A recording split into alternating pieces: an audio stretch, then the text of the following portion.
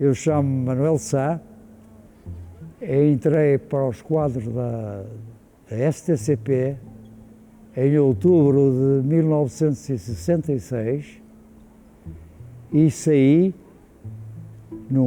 também no mês de outubro de 1998. Eu, portanto, tive conhecimento, eu, na altura trabalhava na Câmara do Porto, tinha feito lá o estágio, entretanto convidaram para ficar e eu estive cerca de 3 anos na Câmara do Porto. Constou-me, entretanto, que no STCP iria haver 2 vagas para 2 possibilidades de entrada de técnicos, engenheiros técnicos, na altura, que era a minha categoria profissional. E o movimento assim designado na altura era constituído apenas por um técnico, por um engenheiro.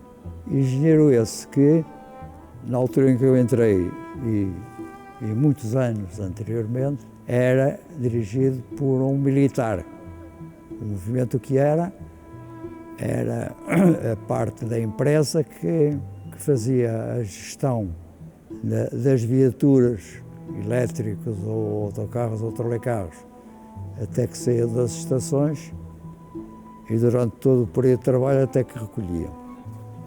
O movimento era organizado mais ou menos como se fosse um quartel. As formas de proceder, quer administrativamente, quer sob o ponto de vista disciplinar, eram muito idênticas àquelas que se verificavam no Exército. Começou a ser admitido como excessivo a forma como o pessoal era tratado, particularmente sob o ponto de vista disciplinar. E terá sido achado que talvez fosse a altura de introduzir na estrutura 2 quadros técnicos civis, digamos assim, que não fossem militares. A disciplina naquela altura nada tem a ver com aquilo que se passa hoje em dia. O chefe, portanto o engenheiro, tinha competência para punir um funcionário até 7 dias de suspensão, dando lugar ou não a um processo disciplinar. E, portanto, as coisas estavam muito na vontade e na determinação do engenheiro. E, portanto, passando já para a fase do 25 de Abril, quando se verificou o 25 de Abril, houve uma profundíssima alteração, como é sabido, da organização. Começaram-se a constituir os sindicatos, que na altura só havia um sindicato, antes do 25 de Abril, que era um sindicato exclusivo do STCP, que colaborava, digamos, entre aspas, intimamente com a direção. A parte disciplinar alterou-se profundamente, nenhum funcionário podia ser punido sem a constituição de um processo disciplinar. E para a resolução dos problemas de elaboração de horários, a complexidade que tudo aquilo tinha, passou a haver uma preponderância dos sindicatos na tentativa de conseguirem os seus objetivos, melhorar as condições de trabalho. Por exemplo, um problema difícil que nós tínhamos na altura era a questão das férias. Não havia nenhum critério de distribuição de férias, à partida.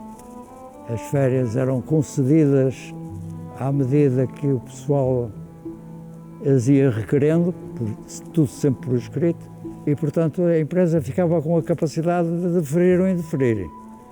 A esmagadora maioria das férias eram indeferidas, o que causava um manifesto mal-estar, e, portanto, impunha-se nessa altura, na minha perspectiva, a necessidade de regulamentar a distribuição das férias. Portanto, isto que eu estou a referir, já estamos a falar do pós-25 de Abril, já muito depois de 25 de Abril. Perguntavam-me qual era, digamos, as dificuldades que surgiram com o 25 de Abril. A primeira dificuldade foi levar a que o pessoal em geral, e os sindicatos em particular, colocassem os técnicos da empresa, particularmente os que tinham lugares de responsabilidade, colocavam-nos como patrões. Nós éramos os donos da empresa, quando afinal éramos funcionários tal como eles, porque havia esse conceito. E quando se negociava os contratos coletivos de trabalho, a este propósito, de eles considerarem que nós éramos patrões, os sindicatos estabeleceram um teto de remuneração que não podia ultrapassar, na altura, 10 contos. Portanto, no que diz respeito mais concretamente ao 25 de Abril, eu pessoalmente não tive nenhum problema maior, porque eu relacionava muito bem com os sindicatos, eles percebiam quais eram as nossas exigências e até onde podiam ir nas exigências deles. E, portanto, houve um bom entendimento.